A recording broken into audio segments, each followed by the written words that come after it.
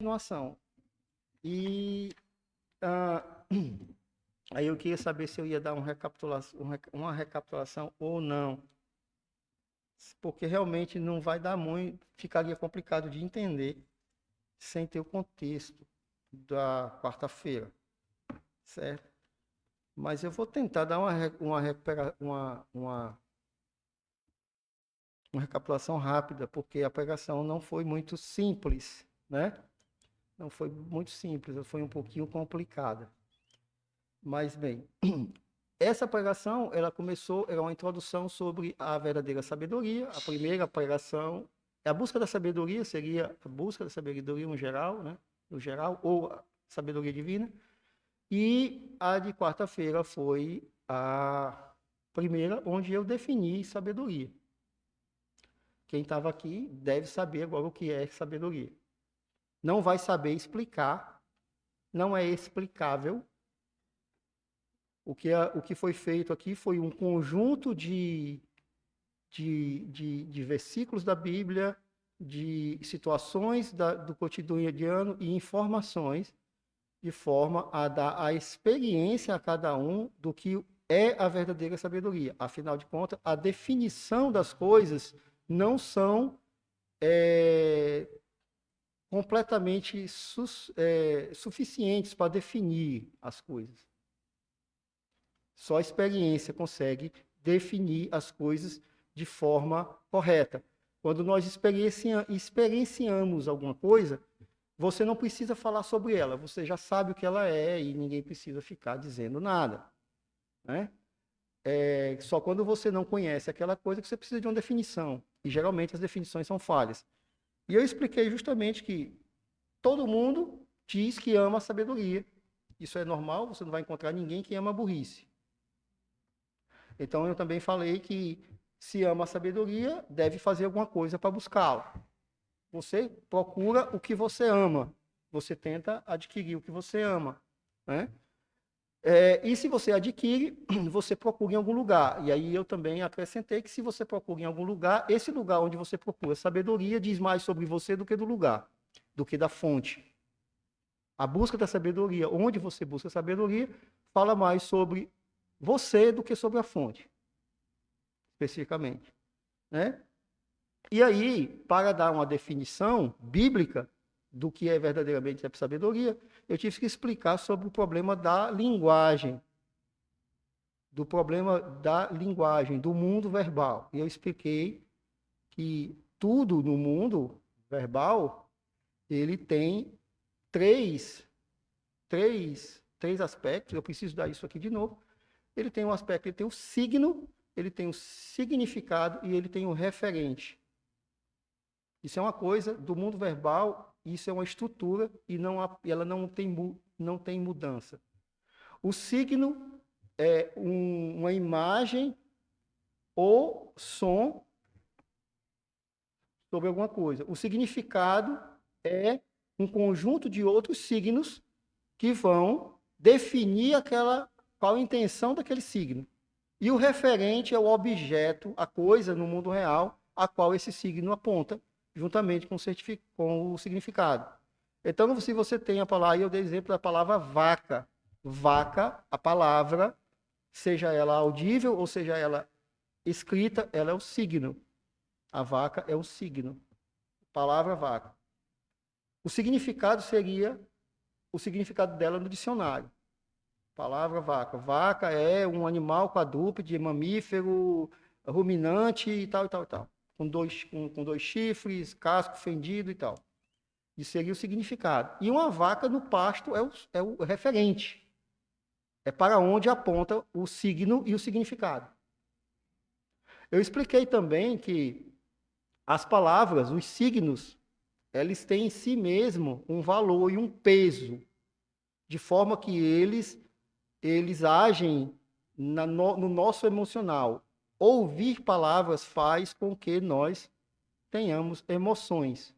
Isso é emoções, sentimentos, recordações. Então, eu expliquei que como há uma discrepância, porque a vaca do pasto, ela não é nem um signo e ela nem é um significado. Ela é a vaca no pasto. você vê a vaca no pasto, depois você olha o significado que é deficiente, ele não explica a vaca por um todo, porque uma vaca tem inúmeras e infinitas propriedades que são incapazes de serem traduzidas para o significado. Se assim fosse, então o significado seria a própria vaca, e não a vaca. Não é isso? Então, esse problema de transmutação do objeto para o significado em relação ao signo, ele vai ser sempre problemático, ok? Então, por conta disso, eu expliquei que a mentira, ela sempre é mais persuasiva do que a verdade. Porque o discurso do mentiroso não tem nenhum compromisso com o referente. Ele só está preocupado com signos e significados. Eu expliquei também que o nosso mundo moderno, ele, justamente por causa do cientificismo, praticamente todo o discurso acadêmico, o discurso da mídia, o discurso de todos os lugares que a gente vai, eles não estão preocupados com os referentes, eles estão preocupados apenas com os signos e os significados. As pessoas falam as coisas sem se preocuparem, né? Sobretudo os que têm voz, não estão preocupados em apontar para o verdadeiro referente. E aí é muito fácil. O mentiroso, ele consegue fazer muitas mentiras, enquanto que a pessoa que faz a verdade tem que exaustivamente ir atrás para desfazer essas mentiras. Por quê? Porque o mentiroso, ele não está preocupado com o referente. E ele sabe que as palavras geram emoções, né? Então é por isso que o político ruim sempre se elege. Ele sempre vai estar mentindo, né? E todo mundo vai acreditar nele, porque ele vai dizer o que todos querem ouvir, sem se preocupar com o referente. É por isso que soltaram Barrabás, e não Jesus. Ok? Então, falando isso, eu deixei, depois disso eu falei o quê? Eu peguei a palavra hebraica sobre sabedoria, que significa sabedoria, chokma. Depois, peguei a palavra, um outro conceito, que também tem na Bíblia, que é binar, que é o entendimento, e expliquei o significado delas e o referente delas. E em hebraico, sabedoria significa capacidade do ser humano de praticamente, isso é o significado, né? Significado, pense aí que tem essa diferença, de você aplicar seus conhecimentos, que é o entendimento, de uma forma a viver de acordo com os preceitos do Criador, que é o que nos dá sabedoria. É isso que está inscrito. Aí eu dei assim uma série de versículos, muitos versículos. Eu posso ver aqui, mas teria que fechar.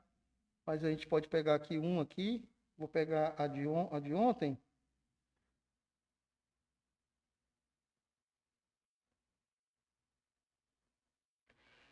Deixa eu ver aqui. Tem vários, mas eu peguei muitos mesmo. Foram muitos versículos. Mas, bom, Provérbios 2, 10 e 11. Pois quando a sabedoria entra no teu coração e o conhecimento for agradável à tua alma, o discernimento te guardará e a inteligência te conservará. O temor do Senhor é o princípio do conhecimento. Os loucos desprezam sabedoria. Provérbios 1, 7. Bem-aventurado o homem que acha sabedoria e o homem que adquire conhecimento, porque é melhor a sua mercadoria do que os artigos de prata e maior o seu lucro do que ouro. Aí tem vários. Provérbios 3, 13 a 18, Provérbios 4, 7, Provérbios 8, 11 e assim vai.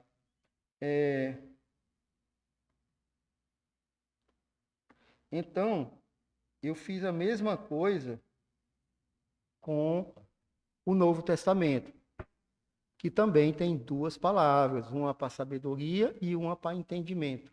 A palavra para sabedoria é sofia, que daí vem a palavra filosofia, amor à sabedoria, e a palavra sineses, que seria o entendimento. E eles têm o mesmo significado em grego, é o mesmo significado, praticamente o mesmo significado em grego e em hebraico, e apontam para o mesmo referente, a mesma coisa. A capacidade do ser humano utilizar o seu entendimento e as suas capacidades e habilidades para viver uma vida correta, de acordo com os princípios de Deus. É isso. E aí está a razão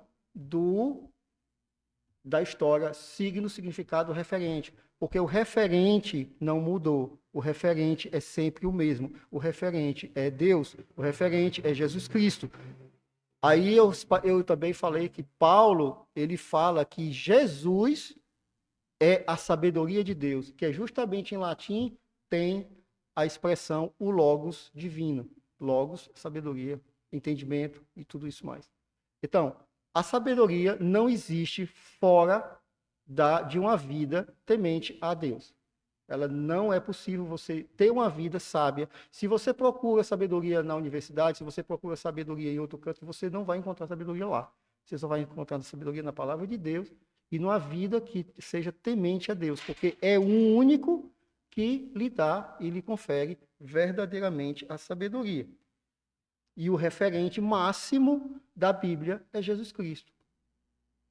O que fez o universo, o Verbo encarnado, que morreu e que por ele nós morremos, nós fomos salvos pela sua morte, e por causa disso nós temos o Espírito Santo. E toda a capacidade de, através do Espírito Santo, entender a palavra de Deus, se nós nos dispusermos a estudar e buscar sabedoria, como o Provérbios manda fazer, como Eclesiastes, o pregador, manda fazer. É um mandamento, não é um conselho, não é algo assim, é um mandamento. Quer dizer, o cristão que não busca sabedoria, a verdadeira sabedoria, ele tem um problema. Porque a sabedoria, Jesus é a sabedoria de Deus, nas palavras de Paulo. Foi mais ou menos isso. Aí, eu fiz um desafio. Aí eu disse que eu botei 4 versículos para o pessoal ler e tentar, porque na leitura da palavra de Deus, a gente tem que ter capacidade, o Espírito Santo nos capacita a entender coisas. E se você realmente busca isso, e como o Tiago disse, se você pedir sabedoria, ele vai te dar, você vai entender. Certo? Mas eu não expliquei o que é que o versículo tem ali de informação. Eu não disse nada do que o versículo tinha de informação. Eu passei direto e só. Está aí para vocês o desafio. Eu não falei. Disse que em uma outra oportunidade, talvez eu fale o que é que tem ali. Mas antes de falar sobre esse desafio, agora continuando, eu queria até perguntar ao irmão Eduardo quanto tempo de pregação é. Mais ou menos, que hora que termina, para que eu não passe, porque geralmente sábado eu faço bem pequenininho, ou quarta-feira. Não, porque isso aí eu fico até de manhã. Isso aqui é 3 horas. É 8h15, né? 8h15, tá certo. Ok. Então, bom, então tem meia hora, então não vai dar tempo de terminar isso aqui, não. Bom, aí a gente viu nessa passagem, foi até bom a gente ter feito essa passagem antes, porque ele fala muito em andar em espírito. Vocês viram que Paulo fala andar em espírito, andar em espírito. A gente, superficialmente falando, o que quer dizer aquilo ali é você andar nos preceitos de Deus. Evidentemente, andar com sabedoria, porque é justamente isso. É justamente isso que é sabedoria. A aplicação, ela a sabedoria é uma coisa prática, ela não é algo teórico. O que é teórico e intelectual é o entendimento. O entendimento, a aquisição de entendimento. Então, você pode procurar entendimento na técnica, na ciência, em alguma coisa, desde que seja um verdadeiro entendimento. Mas a sabedoria, você não vai encontrar assim. Você vai encontrar praticando os preceitos de Deus. E assim ele vai te infundir sabedoria.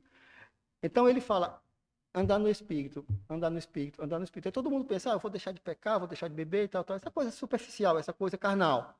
É isso também. Mas veja, isso feito de uma forma ascética, o que quer dizer ascético?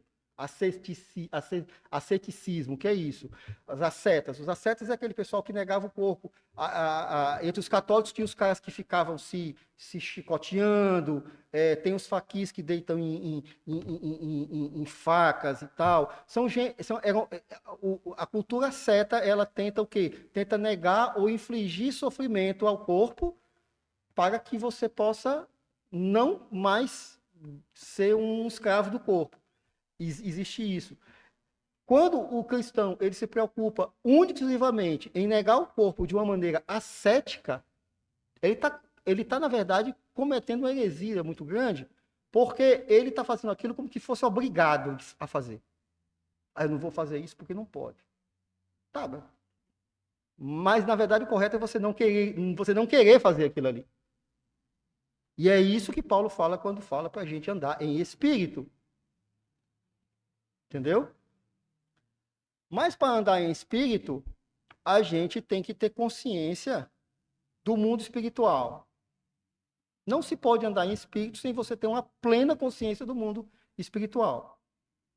E um problema que eu vejo nas igrejas batistas e presbiterianas é que, por conta do racional, se perde muito do espiritual. É porque, assim, aqui no Brasil, é assim, você tem os presbiterianos, os batistas, né? Seja da convenção, seja reformado, né? Ou seja, fundamental independente. E você tem o mundo carismático, de tipo católico e de tipo pentecostal. Eu noto que os pentecostais carismáticos, eles só buscam o espírito, a coisa mística, a experiência esotérica. São muito esotéricos, sabe? Falar em línguas, pular, não sei o que e tal, eu vou fazer... Eles estão muito conscientes desse mundo espiritual, mesmo que de um jeito um pouquinho, como é que eu posso dizer, caricatural. Meu caricato, chega até... Tanto que muitos são motivos de piada na internet. Isso causa problema para nós, inclusive.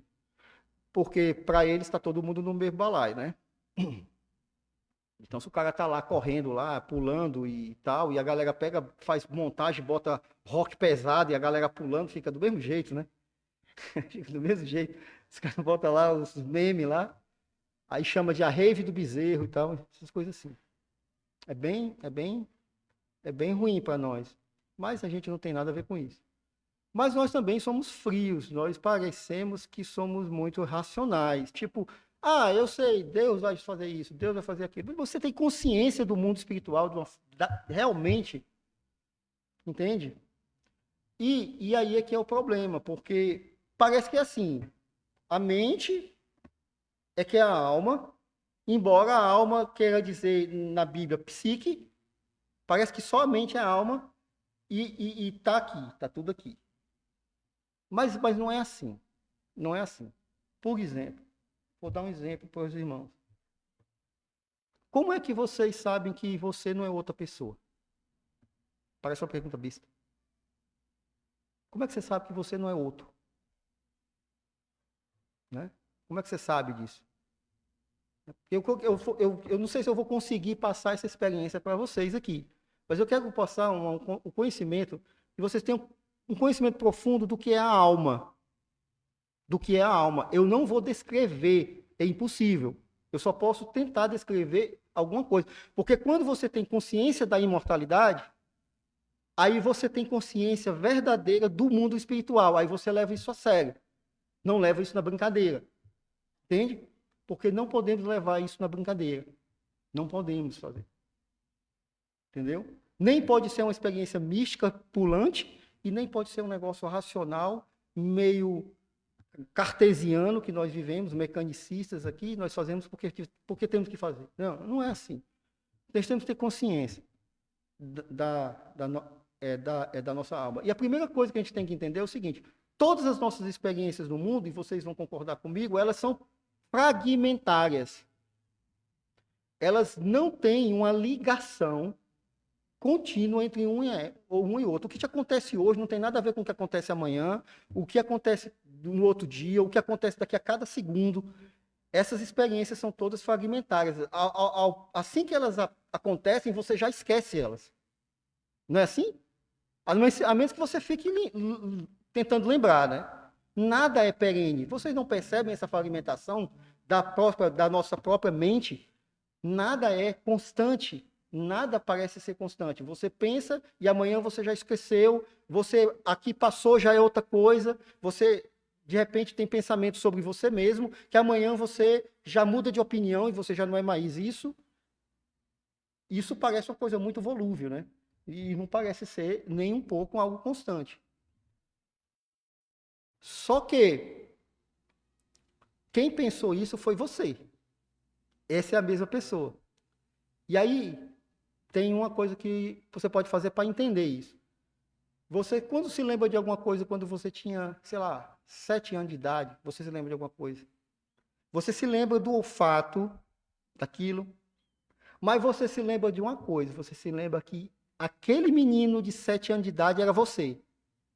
Não é? Não tem esse sentimento.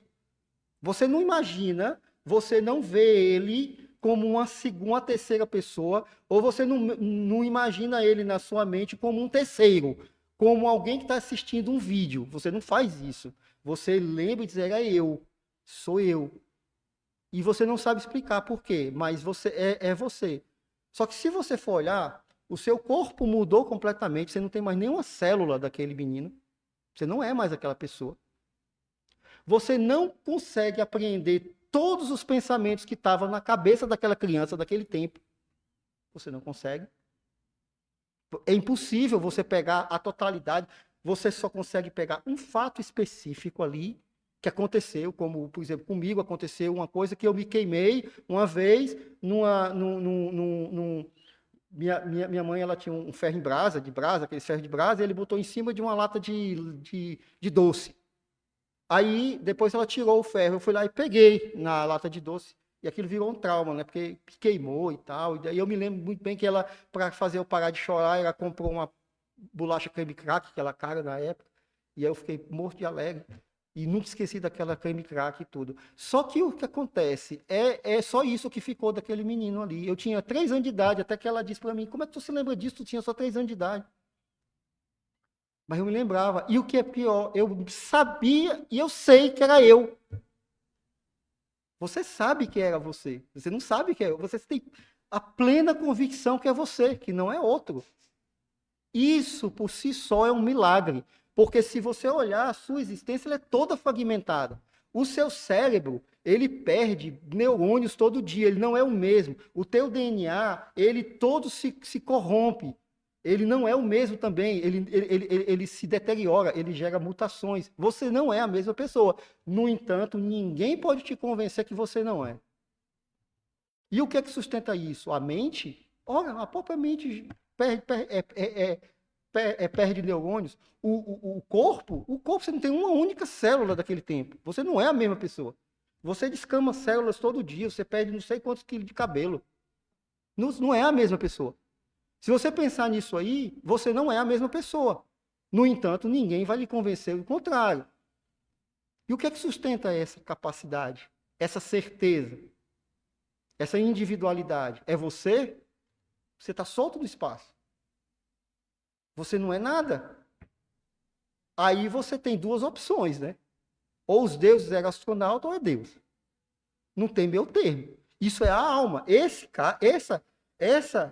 Essa certeza que está junto dela, todas as suas informações, tudo que você viveu, tudo que você pensou, tudo que você passou, que você só consegue trazer da memória quando você senta e tenta puxar da memória. Você já imaginou um gato tentando forçar um pensamento, uma lembrança? Ah, meu Deus, onde é que eu deixei o meu bichinho de afiar as unhas, né? Ele não vai fazer isso. O gato, o animal, ele só pensa ali, aquele fragmento. Mas você, cinema, onde é que eu deixei a chave? Aquela coisa de você puxar da memória, está no cérebro? Não, não está no cérebro. Isso está uma camada abaixo que sustenta toda a tua capacidade de memorização, de sentimentos, de tudo. Isso é a alma. É esta coisa que vai ser julgada quando você morrer. Quando eu tive a capacidade de entender isso aí, eu fiquei morrendo de medo. Entendeu? Eu fiquei aterrorizado. Porque na época eu estava longe da igreja e eu pensei, eu sou salvo? Entendeu? Eu não sabia. Eu digo, peraí, eu vou perder tudo isso. Porque até o incrédulo, até aquela pessoa, ele tem isso. Só que ele não pensa nisso.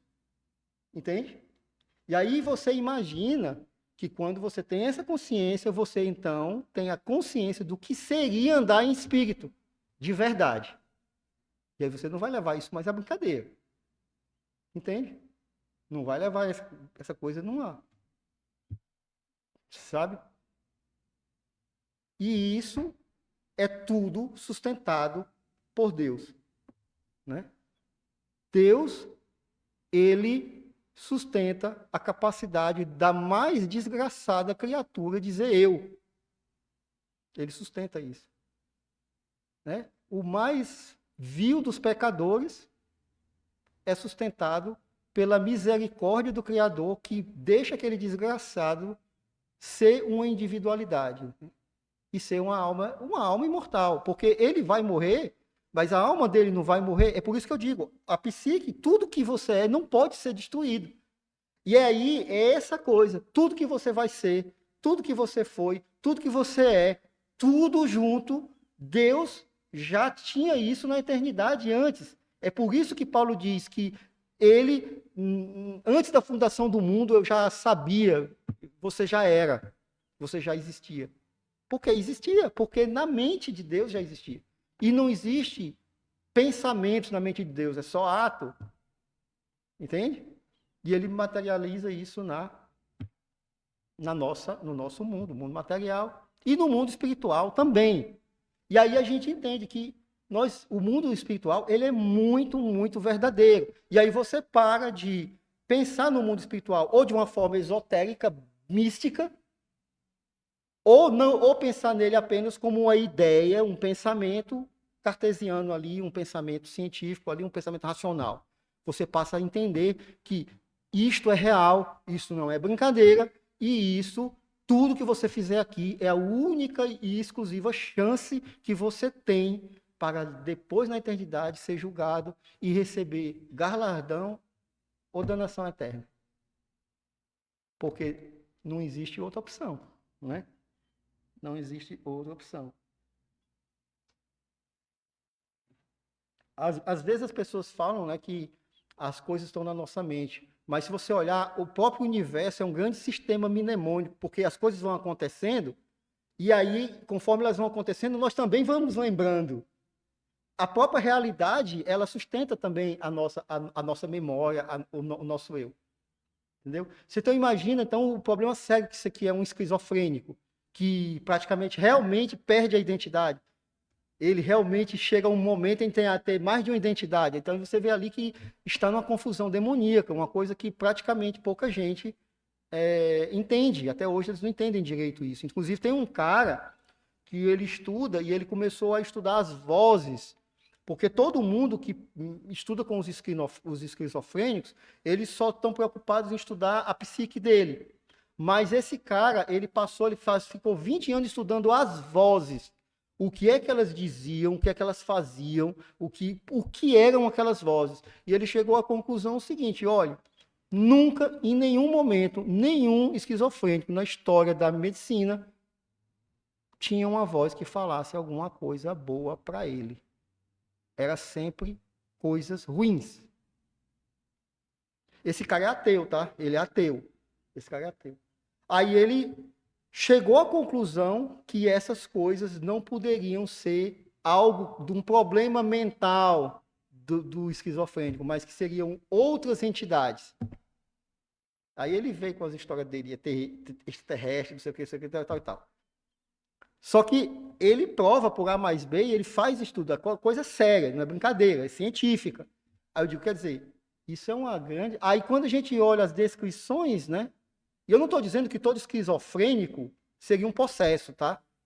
Eu estou dizendo que há casos e casos. Mas quando a gente olha as descrições na Bíblia de Jesus, que faz há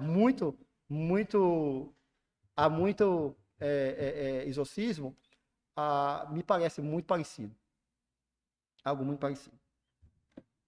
A gente pode discutir isso, está em aberto, o cara está estudando, isso é um campo em aberto, estudo, ninguém sabe.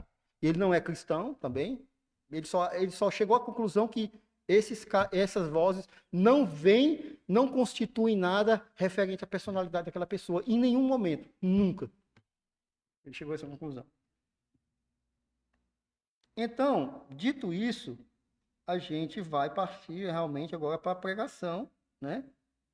Que seria como a gente como Deus nos dá sabedoria, como Ele nos infunde em nós sabedoria. Sabemos que agora nós somos indivíduos portadores de alma, nós temos o Espírito Santo, que antes o nosso espírito tinha sido morto em delitos e pecados, o Espírito Santo que agora é a parte divina em nós, nos infunde a vida através dele e ele nos ensina. Isso é eu até passei, porque ele é uma das formas que nós recebemos sabedoria. Então, vamos exatamente isso. Como Deus nos infunde sabedoria. Como Deus nos dá sabedoria. Por meio do temor do Senhor. Esse é o primeiro. Alguém pode abrir aí em Provérbios 1:7 e ler para mim, por favor?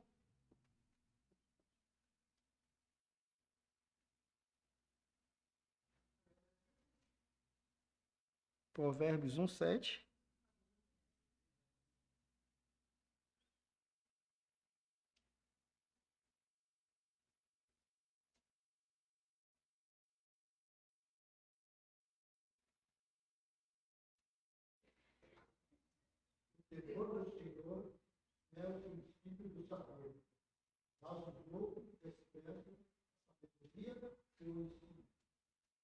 Uma instrução.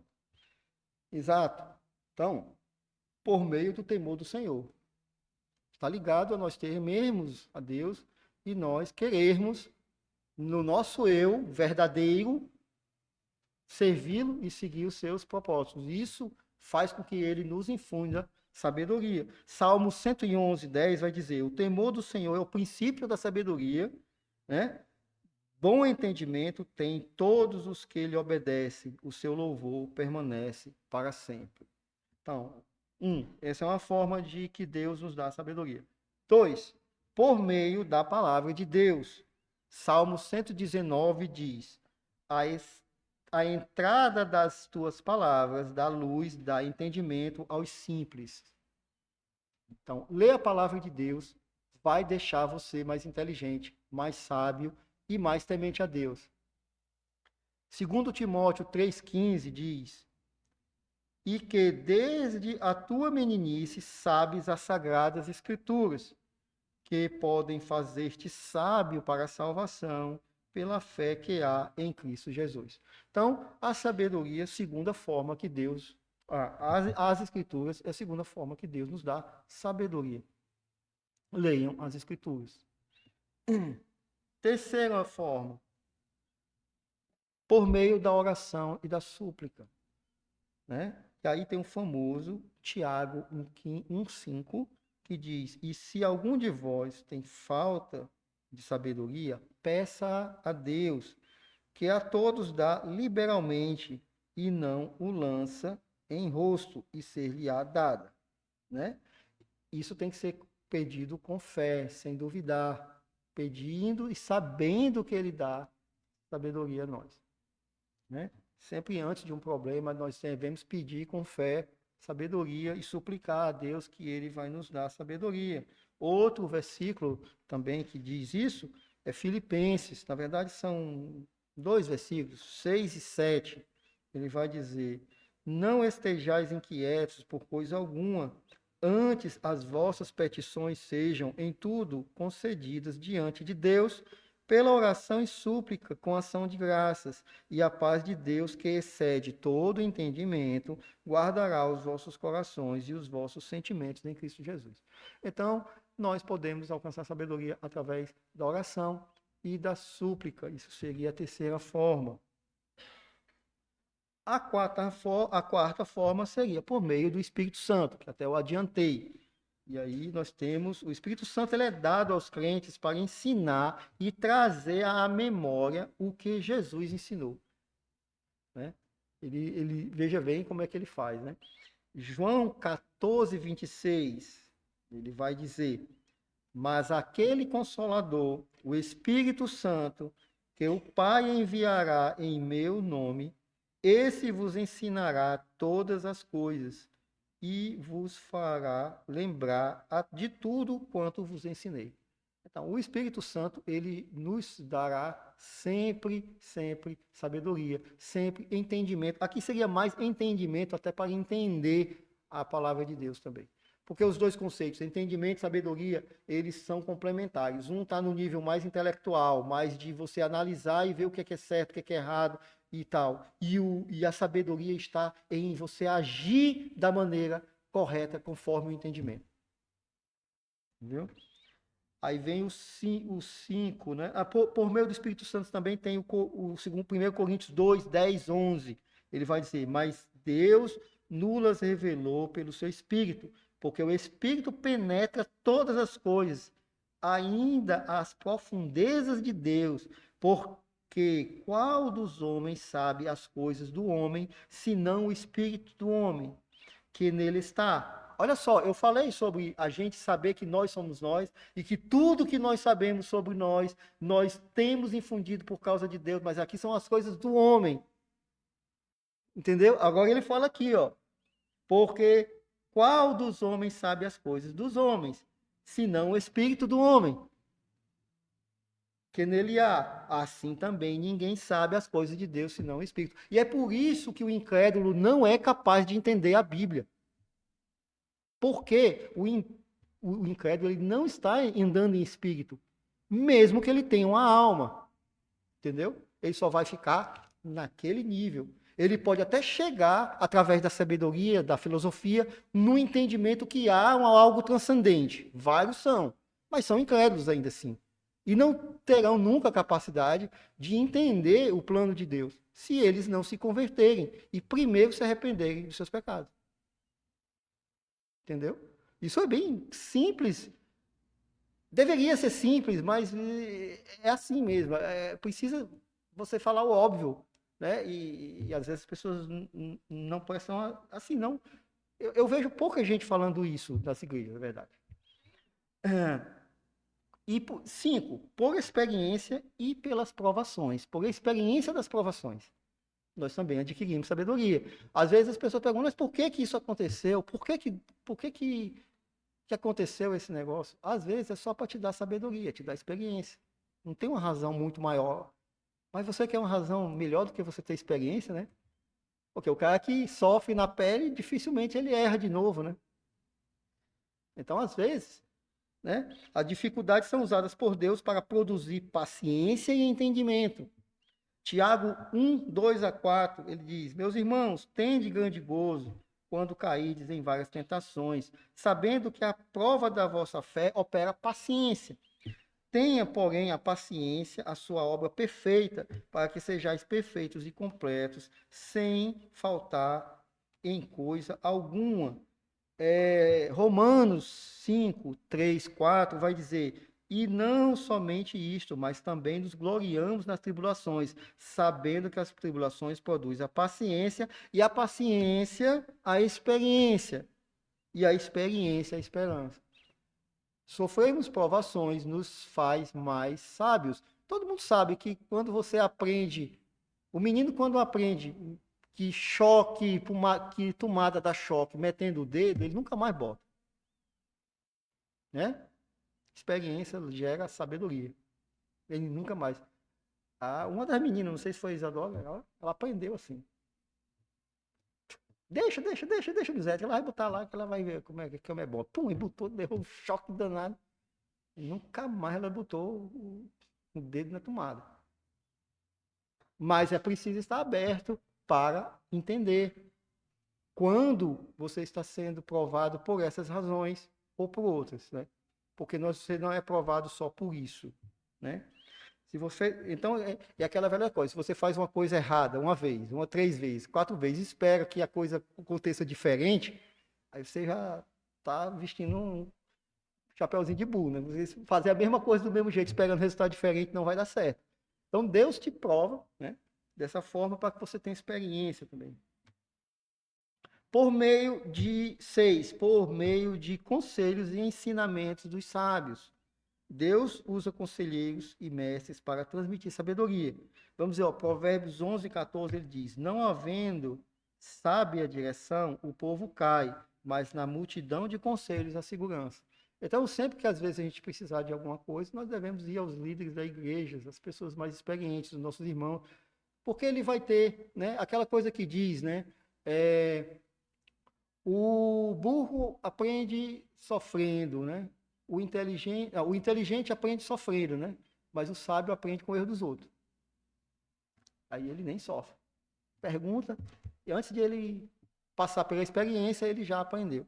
Então tem isso também. Provérbios 19:20 vai dizer: ouve o conselho e recebe correção, para que no fim seja sábio.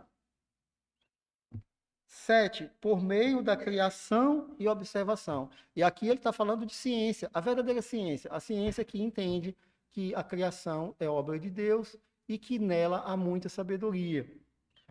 A ciência de hoje, ela não faz isso. Infelizmente, ela manipula a criação para benefício próprio e para os seus próprios desígnios, né? Você vê a bomba atômica, ninguém pode querer, a pessoa não pode achar que aquilo é uma coisa maravilhosa. É uma manipulação, ela é o quê? Ela é o resultado de uma abominação que foi feita a partir da manipulação da criação. E aí, não tem nada de bom ali. Uma bomba atômica não tem nada de bom, né? Isso é diferente, isso não demonstra sabedoria, demonstra arrogância perante a criação de Deus. A natureza e as obras de Deus revelam verdades e sabedorias. Salmos 19:1, 2. Os céus declaram a glória de Deus e o firmamento anuncia a obra das suas mãos. Um dia faz declaração a outro dia, e uma noite mostra sabedoria a outra noite. Provérbios 6:6. Vai ter com a formiga, ó preguiçoso. Olha para os seus caminhos e ser sábio. Então, a natureza, a criação de Deus, mesmo caída, ela é fonte de sabedoria. Estudá-la é interessante também. Isso aqui você vai encontrar na técnica, você vai encontrar numa universidade ou outra, mesmo tendo muitos problemas, é ali que você vai buscar algum conhecimento. Ele vai vir em forma de conhecimento. Nunca confunda o conhecimento acadêmico com sabedoria. Nunca olhe para um acadêmico como se ele fosse um sábio. É muito raro isso acontecer. Sobretudo hoje, porque a academia toda hoje ela é satânica. Ela não é o que ela era há 100 anos atrás. Ela não é mais. Ela não está aí para ensinar a verdade. Ela está aí para implantar ideologias e que, vez ou outra, você pode adquirir informações técnicas úteis, seja para uma profissão, para alguma coisa. Mas isso é para a sabedoria que eu estou falando, está longe. E 8, não mais, por último, mas não menos importante, por meio de Jesus Cristo, que é o principal. Jesus Cristo é a fonte da verdadeira sabedoria. Alguém poderia abrir Colossenses 2, 2 e 3, por favor. Se puder ler, eu agradeço.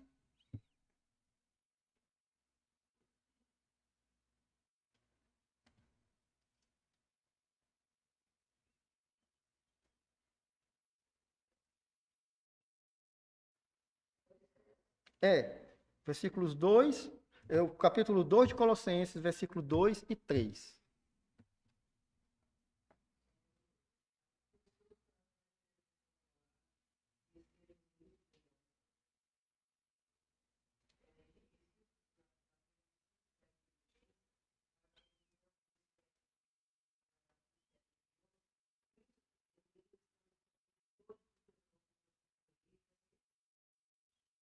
Veja, né? Em Cristo está escondido todos os tesouros da sabedoria e da ciência. Jesus Cristo é o 8 aqui, mas deveria ser o primeiro, que é o principal. Né? E 1 Coríntios 1,30 vai dizer: mas vós sois dele, em Jesus Cristo, o qual para nós foi feito por Deus sabedoria e justiça e santificação e redenção. Então, são 8 formas que nós temos, que Deus usa formas que Deus nos dá para que nós adquiramos sabedoria a partir dele, né? Recapitulando assim, só os nomes, né? Por meio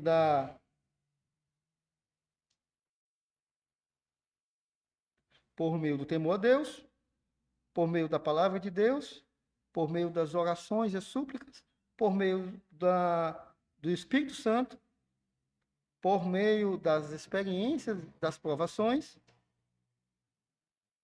pelos conselhos dos sábios, né, e ensinamentos dos sábios, por meio da criação e observação, e por meio de Jesus Cristo.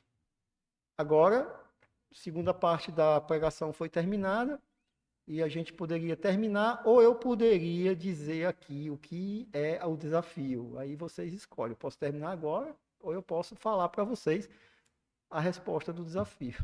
Só que a maioria das pessoas que estavam na quarta parece que não estão aqui, então não sei se vale a pena. Aí vocês é que sabem. Escolham, que a gente já pode acabou. A pregação já terminou, mas tem essa coisa que eu falei, né? Que na verdade eu vou só dizer o versículo, né? Qual era o versículo para vocês. E se vocês quiserem que eu explique, vai demorar mais um pouquinho.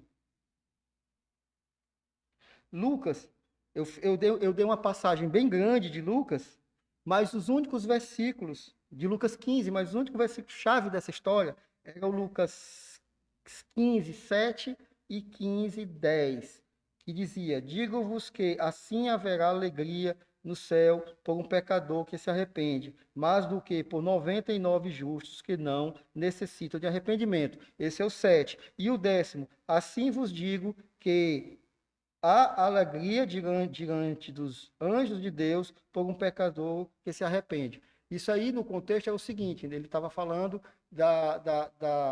daquela história da ovelha perdida, e o pastor deixa todas ali no aprisco e corre atrás para achar ela, e ele se regozija, e ele fala, né, aqui então que teria mais alegria no céu por um pecador que se arrepende do que por aqueles todos que já se arrependeram e não precisa mais. E a mesma coisa da dracma, a mulher que perdeu uma dracma, e aí ela acha a dracma, chama as amigas para mostrar e se regozija e se alegra pelaquela dracma perdida, e aí Deus fala que assim vos digo que há alegria diante dos anjos de Deus por um pecador que se arrepende. E aqui tem uma informação bastante interessante sobre a estrutura do universo. E aí eu não falei isso no dia, eu estou falando agora. Aí eu disse para eles: entendam o que quer dizer aqui. Porque eu falo disso, eu falei esse desafio, porque a gente tem que ler a Bíblia aberto a entender tudo que ela diz. E a quantidade de informações que tem condensada em cada versículo da Bíblia é muito gigante. Tem coisas assim que por causa de uma vírgula, por causa de 2 ou 3 palavras, faz uma diferença danada lá na frente. E esses 2 versículos são sobre isso. Porque aí ninguém percebeu? Ninguém percebeu? Vou dizer. Se a gente for em Daniel, ele faz assim, ó. Daniel 10. Ele ora, e aí ele espera uma oração, não é? Não se lembra que ele esperou uma oração, e a oração não veio, e não foi respondida e tal. E aí o anjo depois chega para responder a ele e fala assim: então me disse, não temas, Daniel. Daniel 10, 12. Então me disse: não temas, Daniel, porque desde o primeiro dia em que aplicaste o teu coração a compreender e humilhar-te perante o teu Deus, não são ouvidas as tuas palavras, e eu vim por causa das tuas palavras. Mas o príncipe do reino da Pérsia, versículo 13, me resistiu 21 dias, e eis que Miguel, um dos primeiros príncipes, veio para ajudar-me, e eu fiquei ali com os reis da Pérsia. Ele vai explicando por que atrasou ali a mensagem. E isso aqui é, para mim, maravilhoso, porque eu era uma pessoa que adorava ciência, adorava astronomia, adorava física, eu achava aquilo maravilhoso. E aí, depois que eu vi que só Deus é que importa, e ele criou tudo, e quase tudo da física moderna ela é contra a palavra de Deus, eu abandonei aquilo completamente, eu abomino completamente aquilo, mas ao mesmo tempo aquela vontade de saber dessas coisas me nunca acabou. E aí quando eu leio isso aqui, e eu gosto da estrutura do universo, né? Li o Universo na Casca de Nós, de Stephen Hawking, que é uma besta quadrada também, mas eu li e tal. E aí eu digo, como é que é a estrutura? E a estrutura está dita aqui. É uma coisa muito interessante, porque quando Deus diz, haja luz, ali naquele momento, ele criou o tempo. E muita gente pensa que o mundo espiritual, ele está na eternidade. Alguém acha isso? O mundo espiritual está na eternidade? Não. Isso aqui é uma prova que não está. Como é que demorou 21 dias para o anjo chegar? Nós estamos no mesmo tempo.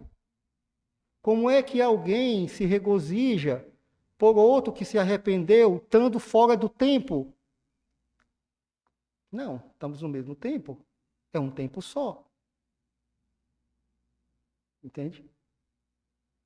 São dois mundos. Se você olhar, Eliseu, ele fala para o moço que ajudava ele diz assim, ele ora para Deus e diz, abre o olho desse aí para ele ver, porque ele estava morrendo de medo.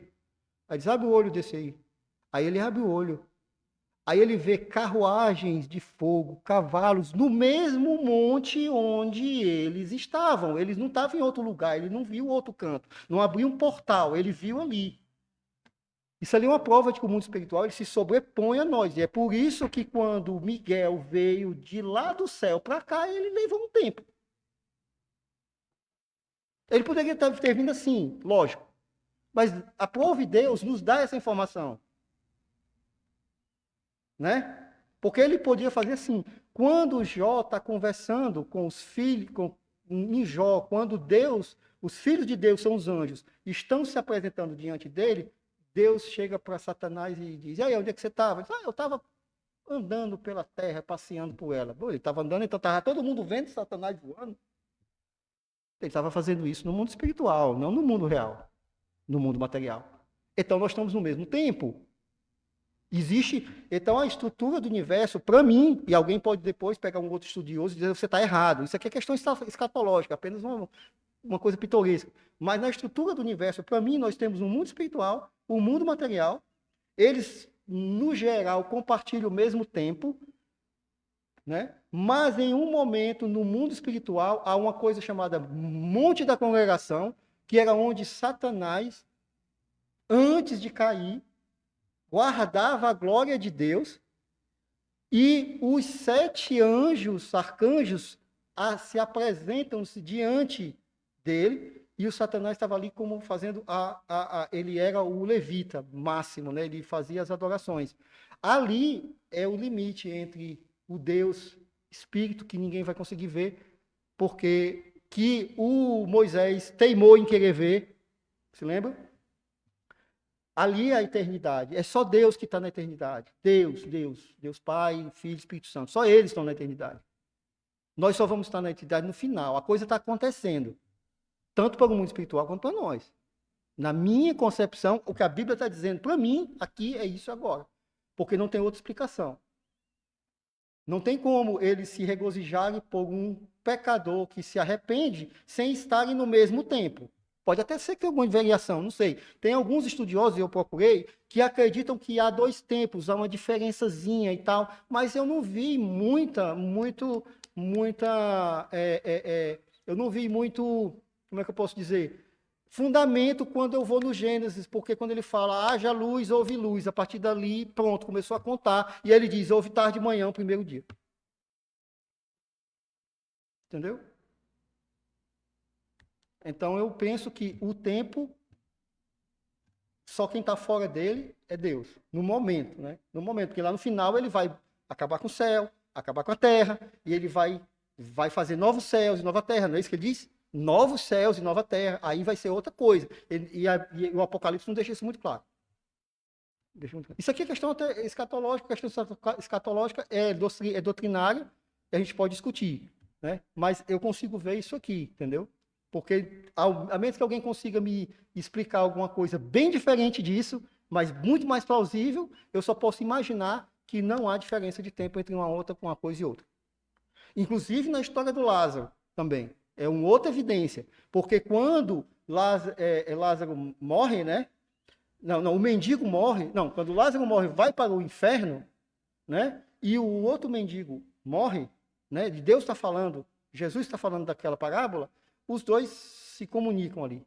Eles se comunicam em mesmo tempo, em mesma coisa. Entende?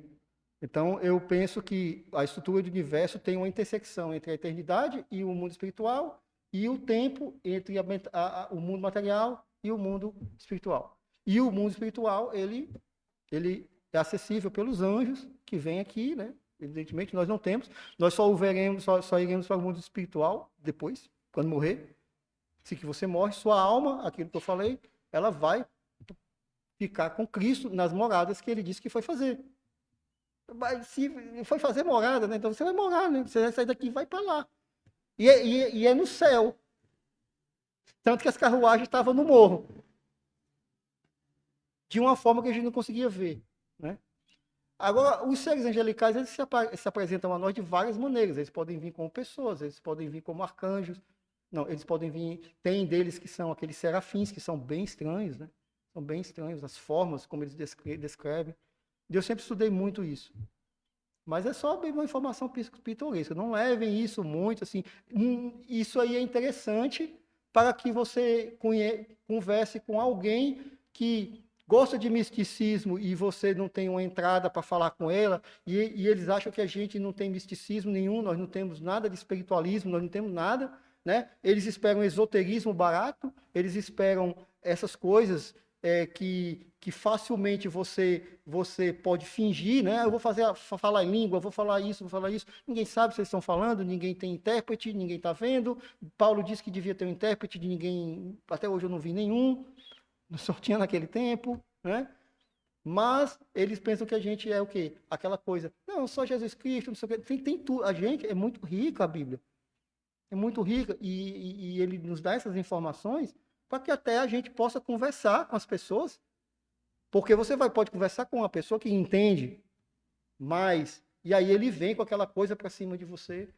E você não tem entendimento para você rebater nada. Porque você está só com aquela coisa básica ali. Mas a sabedoria que tem na Bíblia é gigante. E nós temos o dever de nos informarmos, né? Deus fala para nós fazer isso, né?